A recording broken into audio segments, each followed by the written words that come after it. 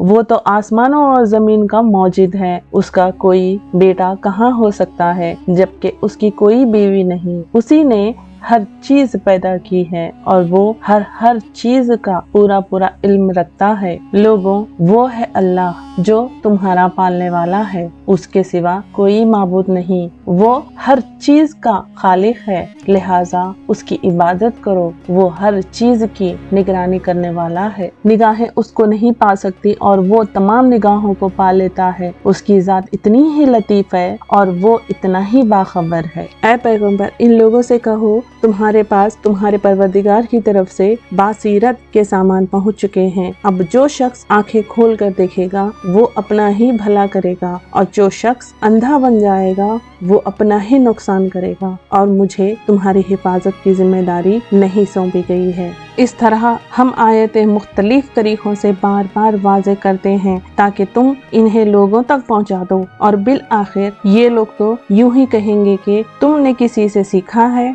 और जो लोग इल्म से काम लेते हैं उनके लिए हम हक को आशकार कर दे। ऐ पैगंबर, तुम पर तुम्हारे परवरदिगार की तरफ से जो वही भेजी गई है तुम उसकी पैरवी करो, उसके सिवा कोई माबूद नहीं है। और जो लोग अल्लाह के साथ शिर्क करते हैं उनसे बेपरवाह हो जाओ। अगर अल्लाह चाहते तो ये लोग शिर्क न करते। हमने ना तुम्हें इनकी हिफाजत पर मुकर्रर किया है और ना तुम इनके कामों के जिम्मेदार हो। मुसलमानों, जिन झूठे माबूदों को ये लोग अल्लाह के बजाय पुकारते हैं तुम उनको बुरा न कहो, जिनके नतीजे में ये लोग जहालत के आलम में हद से आगे बढ़कर अल्लाह को बुरा कहने लगेंगे। इस दुनिया में तो हमने इसी तरह हर गिरोह के आमाल को उसकी नज़र में खुशनुमा बना रखा है। फिर इन सब को अपने परवरदिगार ही के पास लौटना है। उस वक्त वो उन्हें बताएगा कि वो क्या कुछ किया करते थे। और इन लोगों ने बड़ी जोरदार कसमें खाई है कि अगर इनके पास वाक़ई कोई निशानी यानी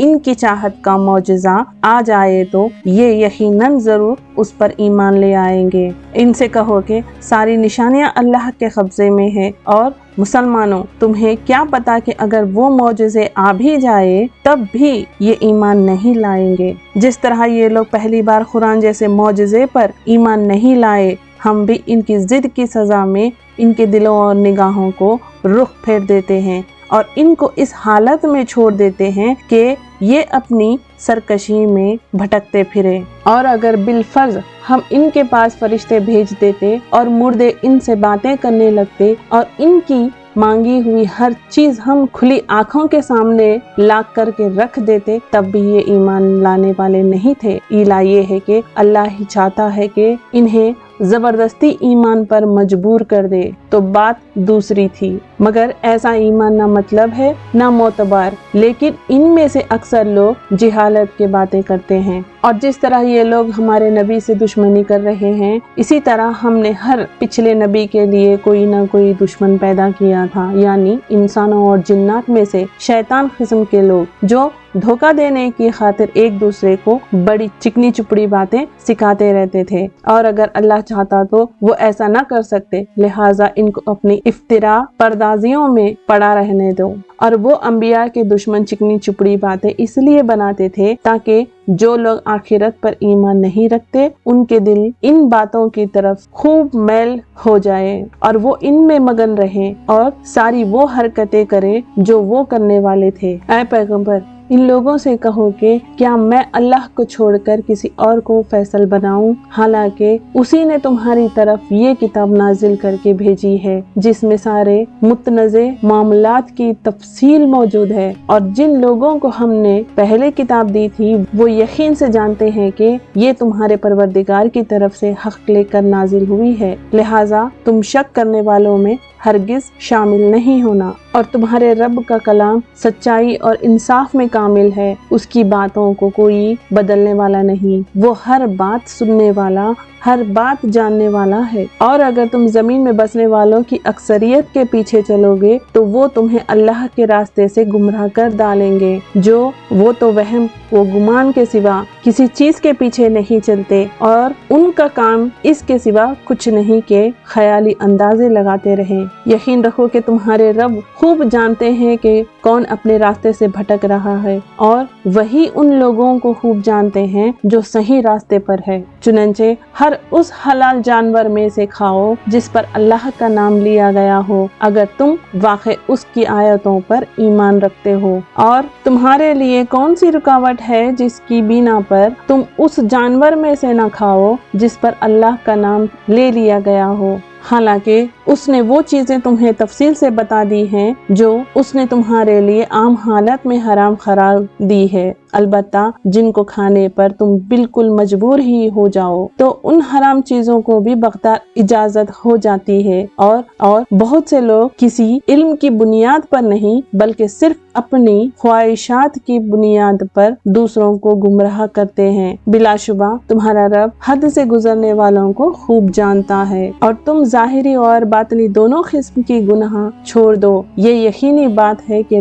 जो लोग गुनाह कमाते हैं उन्हें उन तमाम जराइम की जल्द ही सजा मिलेगी जिनका वो इर्तिकाब किया करते थे। और जिस जानवर पर अल्लाह का नाम न लिया गया हो उसमें से मत खाओ और ऐसा करना सख्त गुनाह है। मुसलमानों, शयातीन अपने दोस्तों को वर्गलाते रहते हैं ताकि वो तुमसे बहस करें और अगर तुमने उनकी बात मान ली तो तुम यकीनन मुशरिक हो जाओगे। जरा बताओ कि जो शख्स मुर्दा हो फिर हमने उसे जिंदगी दी हो और उसको एक रोशनी मुहैयम कर दी हो जिसके सहारे वो लोगों के दरमियान चलता फिरता हो, क्या वो उस शख्स की तरह हो सकता है जिसका हाल ये हो कि वो अंधेरों में घिरा हुआ हो जिनसे कभी निकल न पाए। इसी तरह काफिरों को ये सुझा दिया गया है कि जो कुछ वो करते रहे हैं वो बड़ा खुशनुमा काम है। और इसी तरह हमने हर बस्ती में वहाँ के मुजरिमों के सरगनों को ये मौका दिया कि वो उस बस्ती में मुसलमानों के खिलाफ साजिशें किया करे और वो जो साजिशें करते हैं दर हकीकत वो किसी और के नहीं बल्कि खुद उनके अपने खिलाफ पड़ते हैं जबकि उनको इसका एहसास नहीं होता। और जब इन अहले मक्का के पास कुरान की कोई आयत आती है तो ये कहते हैं कि हम उस वक्त तक हरगिज ईमान नहीं लाएंगे जब तक कि उस जैसी चीज खुद हमें न दे दी जाए जैसी अल्लाह के पैगंबरों को दी गई थी।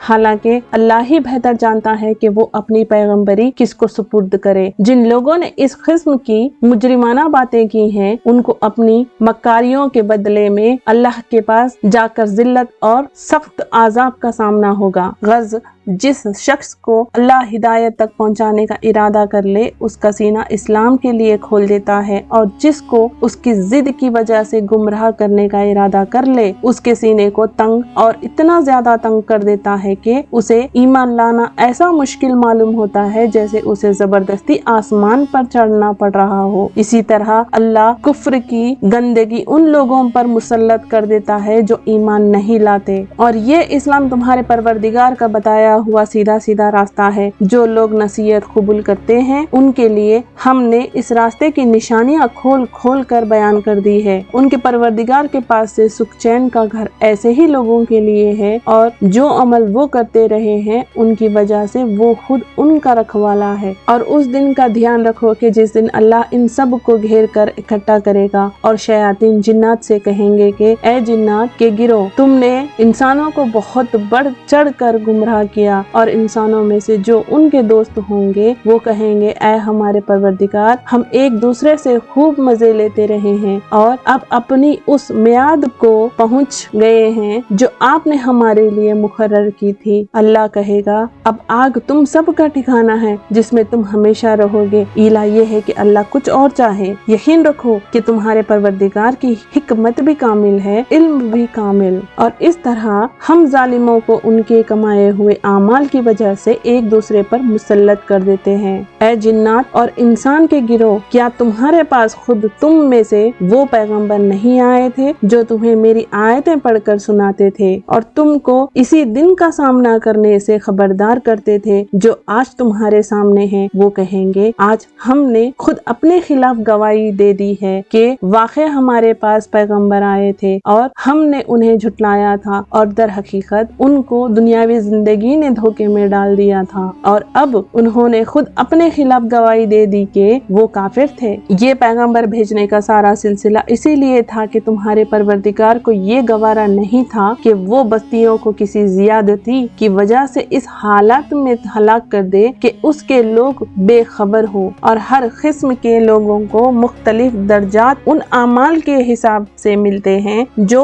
उन्होंने किया होता है, और जो अमाल भी वो करते हैं तुम्हारा परवरदिगार उनसे गाफिल नहीं है। और तुम्हारा परवरदिगार ऐसा बेनियाज है जो रहमत वाला भी है। अगर वो चाहता तो तुम सबको दुनिया से उठा ले और तुम्हारे बाद जिसको चाहे तुम्हारी जगह ले आए, जैसे उसने तुमको कुछ और लोगों की नस्ल से पैदा किया था। यकीन रखो कि जिस चीज का तुमसे वादा किया जा रहा है उसको आना ही आना है और तुम अल्लाह को आजिज नहीं कर सकते। ऐ पैगंबर, इन लोगों से कहो कि ऐ मेरी कौम, तुम अपनी जगह अपने तरीके के मुताबिक अमल करो, मैं अपने तरीके के मुताबिक अमल कर रहा हूँ। फिर जल्द ही तुम्हें मालूम हो जाएगा कि दुनिया का अंजाम किसके हक में निकलता है। ये हकीकत अपनी जगह है कि जालिम लोग फला नहीं पाते। और अल्लाह ने जो खेतियाँ और चौपाए पैदा किए हैं, इन लोगों ने उनमें से अल्लाह का बस एक हिस्सा मुकर्रर किया है। चुनंचे बाज़ूम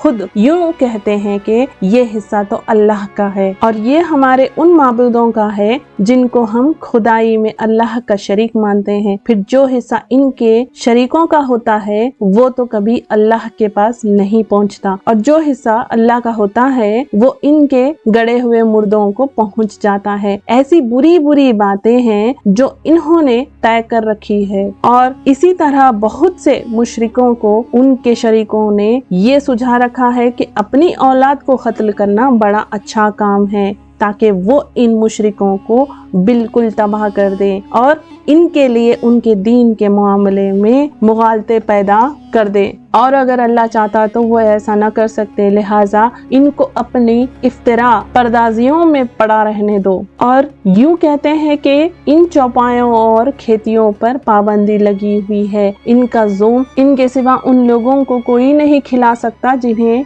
हम खिलाना चाहें। और कुछ चौपाए ऐसे हैं जिनकी पुश्त हराम करार दे दी गई है, और कुछ चौपाए वो हैं जिनके बारे में अल्लाह पर ये बहतान बांधते हैं कि उन पर अल्लाह का नाम नहीं लेते। जो इफ्तिरा परदाजी ये लोग कर रहे हैं, अल्लाह उन्हें अनकरीब इसका पूरा पूरा बदला देगा। नीज वो कहते हैं कि इन खास चौपाओं के पेट में जो बच्चे हैं वो सिर्फ हमारे मर्दों के लिए मखसूस है और हमारी औरतों के लिए हराम है, और अगर वो बच्चा मुर्दा पैदा हो तो उससे फायदा उठाने में सब मर्द और औरत शरीक हो जाते हैं। जो बातें ये लोग बांधते रहे हैं, अल्लाह उन्हें अनकरीब उनका पूरा पूरा बदला देगा। यकीनन वो हिकमत का भी मालिक है, इल्म का भी मालिक। हकीकत ये है कि वो लोग बड़े खसारे में हैं जिन्होंने अपनी औलाद को किसी इल्म के वजह के बगैर महज हिमाकत से कत्ल किया है, और अल्लाह ने जो रिज़्क इनको दिया था उसे अल्लाह पर बहतान बांध कर हराम कर लिया है।